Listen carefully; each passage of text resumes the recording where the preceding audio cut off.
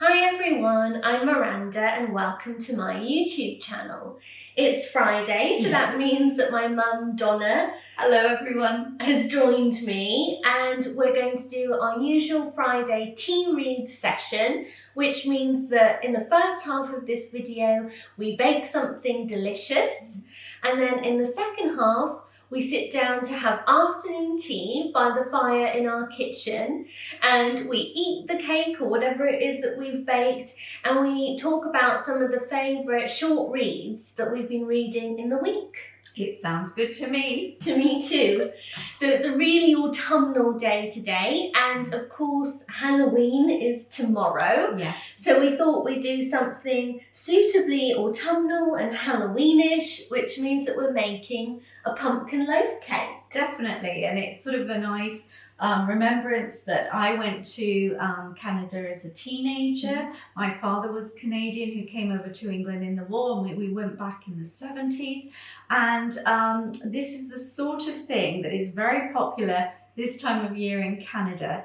So hopefully that it will go well, and it'll be a nice treat for you all too if you want to make it. And I of course am half Canadian. Yes. So yes, indeed. And I grew up partly living in America Yes. for 10 years of my childhood, and so I learned to love pumpkin pie and sweet pumpkin dishes, essentially, pies and cakes, which aren't so common in Britain, but they're a big part of our lives. They are, it's delicious, and also now you can actually buy pumpkin in cans, which yes, even in the UK, which is fabulous. Pumpkin pie is one of my favourite things, so now you've got I love reason to pumpkin make muffins, it. pumpkin loaf, but Yes. really it's a lot easier to do. I have made it where you steam the pumpkin and puree it, and it just takes so long. This is so simple. Yes. All right, so what do we need for this recipe? Well, this one, it's basically you can use butter or margarine and cream cheese, and we're going to start by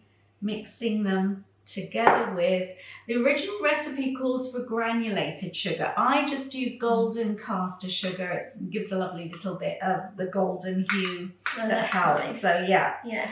And in fact, the cream cheese I'm using is basically very thick yogurt, sort of almost Greek yogurt. Yes, because we have a yogurt made. Yes. And so we make, it's almost mascarpone-like. It is. It's meant to be sort of ricotta, which is not quite that thick. I suppose it depends how long you strain it for to get that texture. Yes. But it works perfectly in this. Yeah. So you're putting the sugar in too. Yeah. And I'm just going to cream those together. Okay. Do that now. Fantastic. So we've creamed those together. Yeah, lovely. And then it says beaten eggs one at a time until blended. And then you mix in the pumpkin. Lovely. It's a perfect day, I feel, to be making this because it's raining outside at the moment. It's quite a misty, moisty sort of day. And I just saw 2 pheasants on the lawn outside our living room. They're trotting about. Very appropriate. Yes. Yeah, so we're ready for the second one. Yes. Thank you very much. Okay.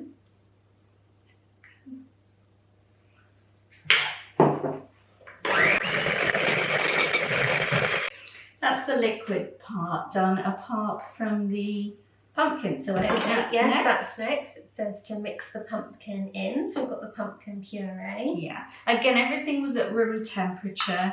Yes, generally that is very important when baking, isn't it? It is. Unless you're making pastry and then everything has to be super cold. So true, yes. But no, for pretty much any sort of, especially quick breads, muffins type thing, because you're not overly mixing things. No, exactly. You do that, so that's great. Okay, so now I'll just mix this in too. Yeah. Just going to scrape down the sides. Okay, wonderful.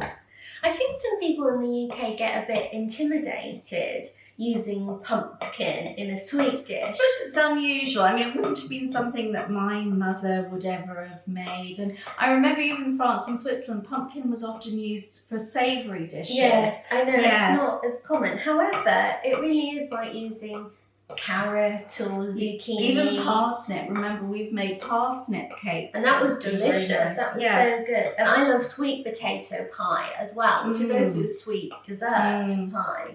But it's actually really, really good.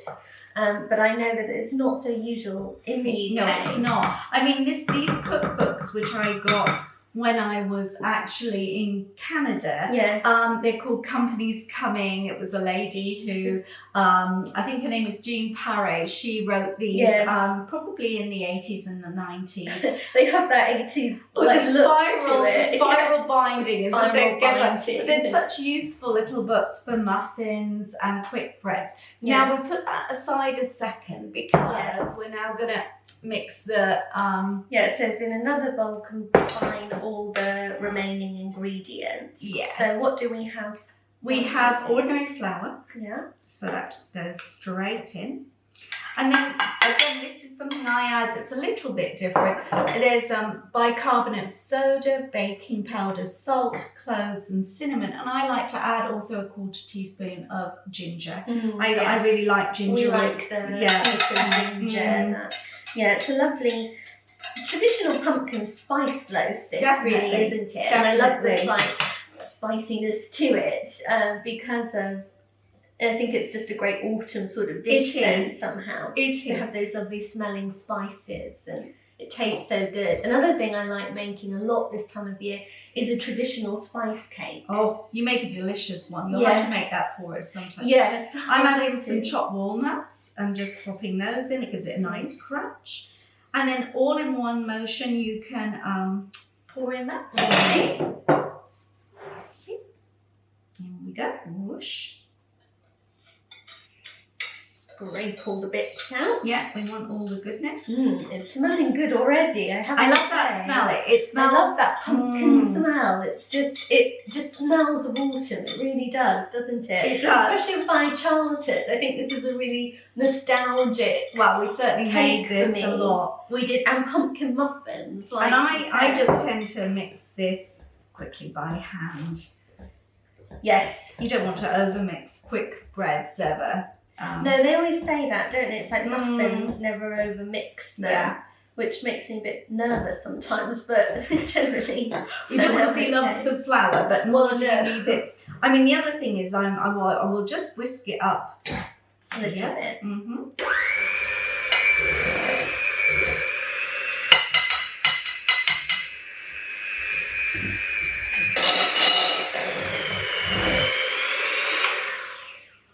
All done. It looks wonderful. I'll show you. I love that orange colour. Oh, it's got a lovely orange hue to it, which is perfect. Perfect for Halloween. Okay, so what next? So now I've already greased and lined the tin. Yeah, we've just got a normal loaf tin. Yeah. And it just goes in? It just goes in, straight at the top. I'll get you to hold. They're always a bit heavy, these bowls, but they're so good. They don't wobble, which I really like. You hold it that way, I think it's easier. Scrape it out then. It looks wonderful. I just love the crunch colour. of the walnuts. I mean, sometimes you can use pecan nuts if that's what you've got. I don't actually like almonds in this. It's not quite right, so... No. We don't always put a lot of nuts in cakes. It's not always our favourite thing, but in this it does work well. It does. I mean... And we like eating this plain, but you could always put butter on it, like slice it. Cream cheese, cream cheese. Yeah, just tip it a little bit more. There we go. Super. I'll straighten that out. There's a little bit left. Yeah. It's one of those ones that people always want to lick the bowl. I might have to do that. There we go. But it's a nice, easy one to make with children. You made this with me. Oh, definitely. Yes, I love this type of recipe. Not very complicated. Not at all. And it's hard for, even if, with kids, they drop something or whatever. It doesn't matter. You can. So you're just leveling the top. I'm just leveling it out. Yeah. So hopefully bakes and rises evenly. It can take sort of an hour to an hour and 10 minutes. So it's you've got to give it time. Yes. But let us know if you have a favourite pumpkin-based recipe or anything that you especially like to make around Halloween. We almost always do something pumpkin-y, don't we? I think that's traditional for us. I suspect apples sometimes too. People like to do That's toffee apples, don't they, and things like that. Oh yes, that's true. But yes, let us know if you have a sort of favourite recipe that you tend to bake at this time. And that's what it looking looks lovely. like. Yeah. I'll show you.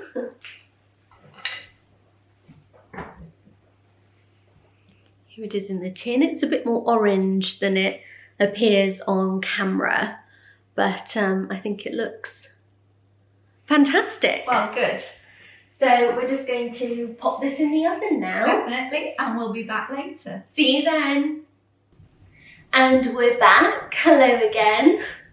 Hello. We've got the fire going. It's really roaring today, which is nice. It is. Cold. It's cold. Yes. We're huddled around our mugs here. Yes. Our Halloweeny mugs too. And the pumpkin loaf came out of the oven. It looks gorgeous. Well done, you. Thank you. Smells delicious too. And it rose up splendidly. I mean, we've cut it now, but it was beautifully domed.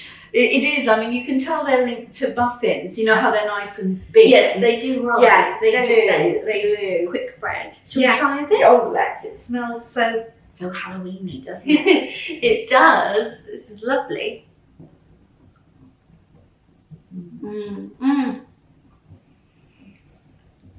A bit of crunch. Perfect.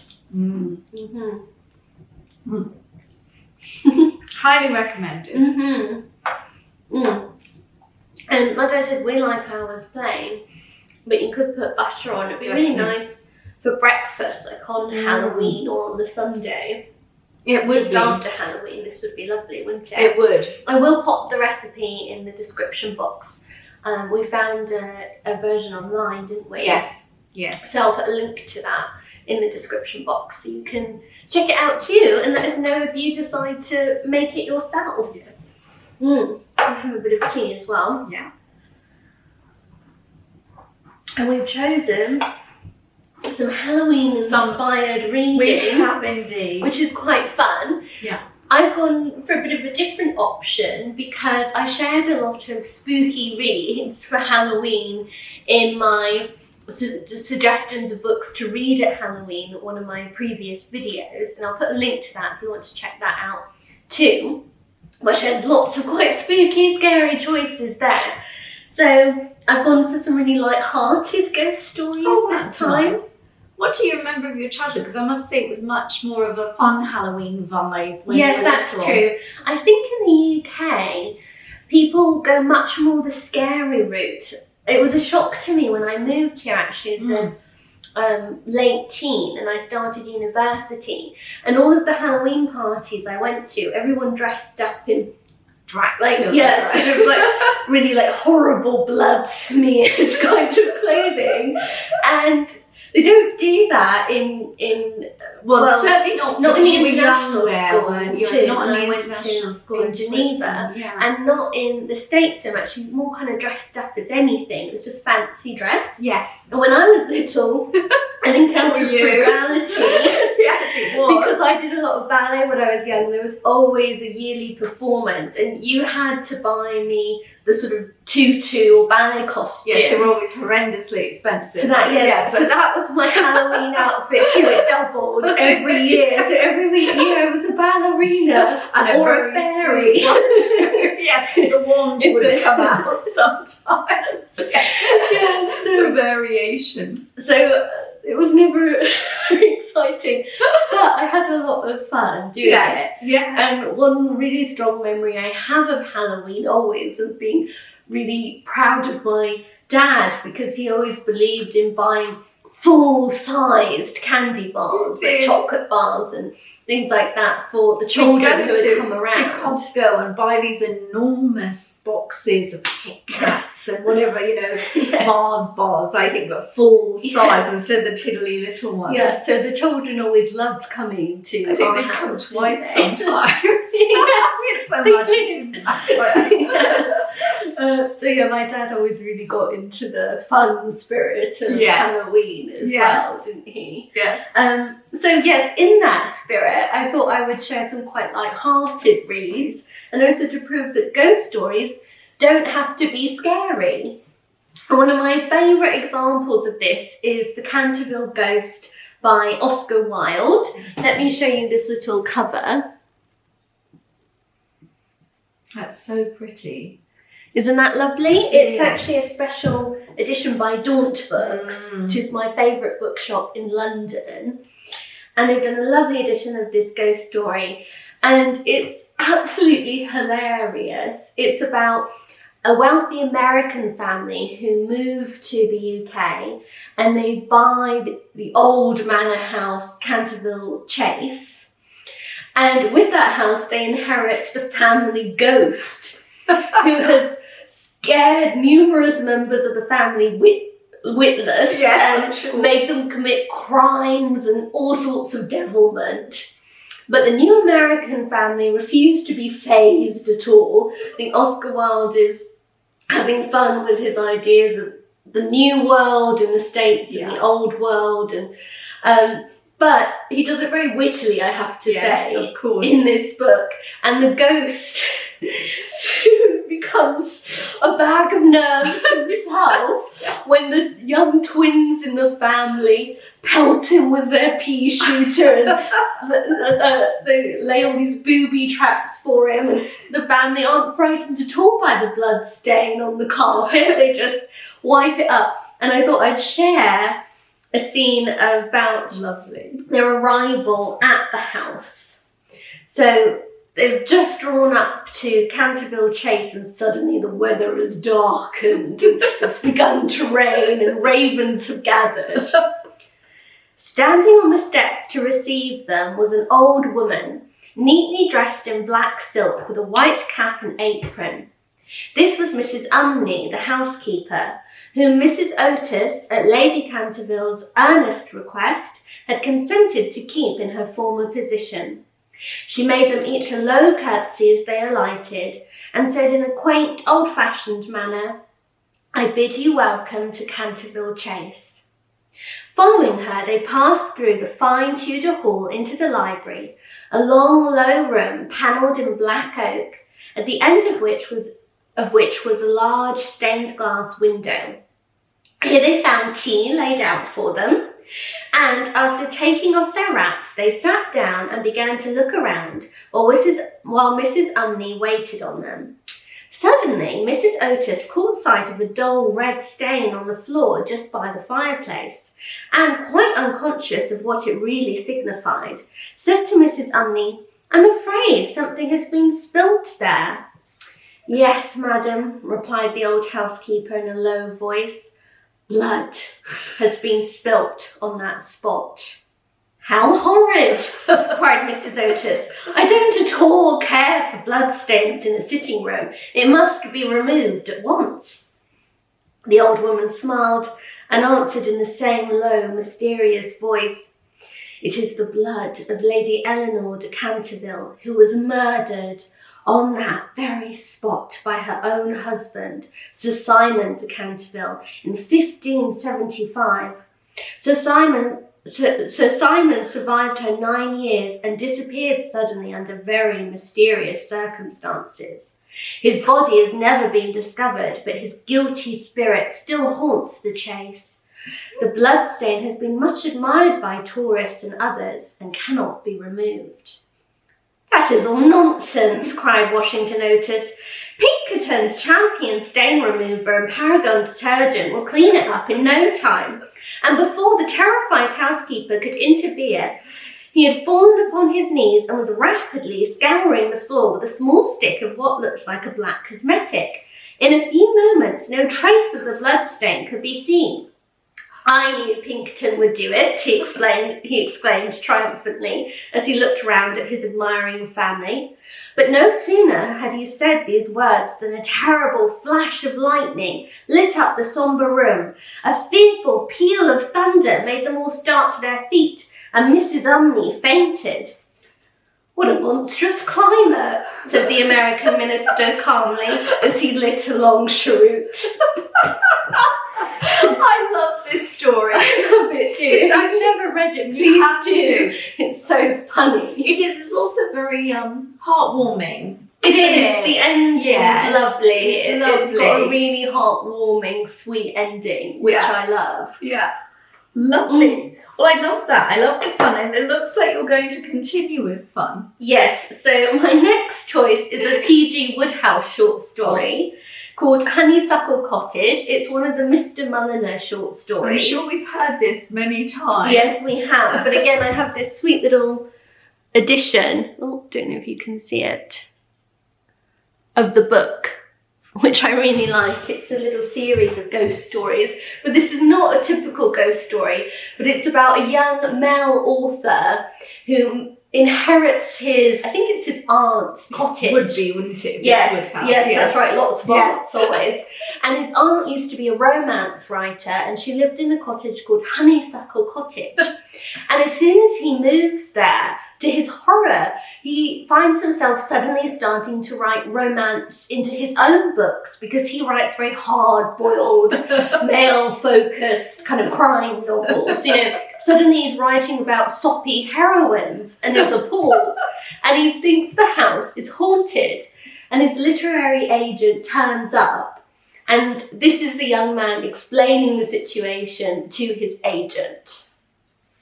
I'm just going to poke up the fire a minute, actually, I'll be right back.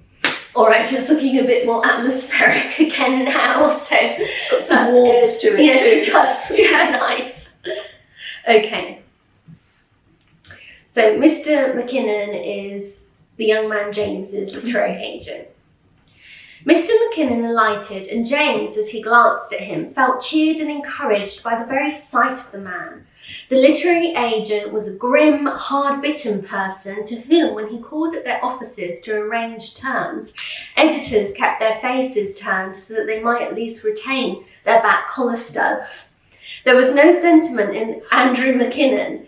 Editresses of society papers practised their blandishments on him in vain, and many a publisher had awaked screaming in the night, dreaming that he was signing a McKinnon contract. "Well, Rodman," he said, "Prodder and Wiggs have agreed to our terms. I was writing to tell you so when your wire arrived. I had a lot of trouble with them, but it's fixed at 20%, rising to 25%, and £200 advance royalties on day of publication." "Good," said James absently. Good. "Mr. McKinnon, do you remember my aunt, Layla J. Pinkney?" "Remember her? Why, I was her agent all her life." "Of course, then you know the sort of tripe she wrote." "No author," said Mr. McKinnon reprovingly, "who pulls down a steady £20,000 a year writes tripe." "Well, anyway, you know her stuff." "Who better?" "When she died, she left me £5,000 in her house, Honeysuckle Cottage. I'm living there now. McKinnon, do you believe in haunted houses?" "No." "Yet I tell you solemnly that Honeysuckle Cottage is haunted." "By your aunt?" said Mr. McKinnon, surprised. "By her influence. There's a malignant spell over the place, a sort of miasma of sentimentalism. Everybody who enters it succumbs." "Tut, tut, you mustn't have these fancies. They aren't fancies. You aren't seriously meaning to tell me. Well, how do you account for this? That book you were speaking about, which Prodder and Wiggs are to publish, The Secret Nine, every time I sit down to write it, a girl keeps trying to sneak into the room, into the story." "You don't want a love interest in your sort of book," said Mr. McKinnon, shaking his head. "It delays the action." "I know it does. And every day I have to keep shooing this infernal female out. An awful girl, McKinnon. A soppy, soupy, treacly, drooping girl with a roguish smile." This morning she tried to butt in on the scene where Lester Gage is trapped in the den of the mysterious leper. No, she did, I assure you. I had to rewrite 3 pages before I could get her out of it. And that's not the worst. Do you know, McKinnon, that at this moment I am actually living the plot of a typical Layla May Pinckney novel in just the setting she always used, and I can see the happy ending coming nearer every day. A week ago, a girl was knocked down by a car at my door, and I had to put her up. And every day I realise more clearly that sooner or later I shall ask her to marry me. This morning I found myself kissing her dog.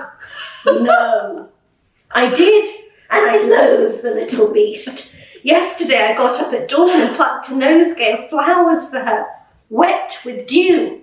Rodman, it's a fact. I laid them at her door and went downstairs, kicking myself all the way. And there in the hall was the apple-cheeked housekeeper regarding me archly. If she didn't murmur, "Bless their sweet young hearts," my ears deceived me. That is wonderful. It's the best short story. I really recommend it. It's yes, brilliant. Lovely and light for Halloween. Yes, a lovely and light haunted house story. Yes. Not of the typical kind. No. But what have you chosen for us? Well, I've chosen, I noticed that people were asking you, oh, does England celebrate Halloween? Yes. And of course it does, not perhaps quite as much as in the States and Canada, but certainly they're definitely a thing, Halloween parties Yes. now and everything. But what I hadn't remembered until I sort of thought about it was, it's gone back a long ways, because I'm going to read an extract from Nella Last's War, which are the diaries that she wrote. Yes, I know you like dipping into I do. I love quite a lot. these. Yes. And she was part of the mass observation project where she recorded her thoughts every day during the war. And this extract is Tuesday, the 31st of October, 1939, and she's remembering Halloween's past. The wind howled, and I could have howled like a banshee with it. Halloween and the house so straight and quiet, my towels all in a drawer, and not in wet heaps in the garage, where everybody would have been ducking for apples. No smell of baking potatoes, no decorations, only memories. One year, the boys received their guests in a novel way. Cliff painted a placard and put it on the door. It read, "Abandon hope, all ye who enter here." It was in old English lettering and had bats and owls drawn on the border. When I heard them giggling over the notice, I swung the door silently open, and in the pitch-dark hall, the boys stood to welcome the guests. Arthur had a black bag over his head, and Cliff's fiendishly grinning face, lit by a ghastly green electric bulb, was under his arm. A rubber glove filled with cold water was held out towards the hand of each guest. It was a huge success. It was so impossibly silly, and I did not think it was possible to see people laugh so much. Now one boy is in France, one somewhere at sea, and 3, including my Cliff, are getting ready for France. Please God, let them laugh a little tonight, and remember days when laughter came so easily. My Cliff is in barracks tonight, I know, and for the first time since he was a year old, will not duck for apples. I've never realised till now that I'm old. It's a funny feeling to wake up and find 4/5 or so of life gone. I was always so busy, and in spite of shatteringly ill health, operations and things, could always bob up again to start afresh. There is still work, plenty of it, and so much has gone forever. It's silly to feel as if tears were falling down inside of one, where they cannot be brushed away, to feel as if one's heart was being wrung, just because of little red apples bobbing about in an old bath or strung from a rope across the garage. Oh, that's really touching. It is. Quite sad, isn't it? It is. I mean, it's interesting, right at the start of the war. Later on, there's an extract from Halloween as well, where she gets a note from Cliff saying he's met a girl getting engaged. Yeah. So, you know, there are happier moments, but she looks back on the time when the boys were young, when they had that with so much fondness. Yeah. Oh, that's a lovely extract. I loved that. I love this book. I really recommend I know you have it by your bedside quite a lot, don't you? Yes. I dip in and out of these things. Yeah, diaries are good for that. They are. They are. And then this one, of course, is from your childhood. Yes. The New Treasury of Poetry. It's compiled by Neil Phillip and it's illustrated by John Lawrence. And I love these woodcut illustrations. It's a beautiful book. Yes. And it's got a lovely selection of poetry for the young at heart as well as the young, shall we say. And that's lovely. Yeah. And I've chosen this one because I think I first learnt it in primary school. And it's always stayed with me as a wonderful, spooky read. Yeah. It's The Listeners by Walter de la Mare. Is there anybody there, said the traveller, knocking in the moonlit door. And his horse in the silence champed the grasses of the forest's ferny floor. And a bird flew up out of the turret above the traveller's head. And he smote upon the door again a second time. Is there anybody there? He said. But no one descended to the traveller. No head from the leaf-fringed sill leaned over and looked into his grey eyes, where he stood, perplexed and still. But only a host of phantom listeners that dwelt in the lone house then stood listening in the quiet of the moonlight to that voice from the world of men. Stood thronging the faint moonbeams on the dark stair that goes down to the empty hall, hearkening in an air stirred and shaken by the lonely traveller's call. And he felt in his heart their strangeness, their stillness answering his cry, while his horse moved, cropping the dark turf 'neath the starred and leafy sky. For he suddenly smote on the door, even louder, and lifted his head. Tell them I came, and no one answered, that I kept my word, he said. Never the least stir made the listeners, though every word he spake fell echoing through the shadowness of the still house from the one man left awake. Aye, they heard his foot upon the stirrup, and the sound of iron on stone, and how the silence surged softly backward when the plunging hoofs were gone. That sent some chills down my spine, that one. It really does. Can't you picture the scene? He makes it so he really visual. Yes, he does. Yes, and yes. You hear it too, don't you? The do. sound of the hooves, Yes. but then that sort of pressing silence as well. I love that. And I love that he's a traveller. No more than that do we know. Yes. Yeah. Oh, it It's a always very gives me a mysterious chill. poem. Yes, yes. Oh, well, this was so much fun. It was, wasn't it? Yes, thank you for joining us. Yes. We hope that you enjoyed this. I think I need to poke the that fire fire again. And we're going to enjoy the rest of our tea and cake. Yeah. But have a happy Halloween Indeed, weekend. happy Halloween. Keep safe. Yes. And do let us know what books you like to read, if any, at this time. What some of your favourite ghost stories Any are. poems you like? Yes, exactly. And let us know if you fancy giving the pumpkin bread recipe a try. We'd love to know. We would. Anyway, until next time, goodbye. Goodbye.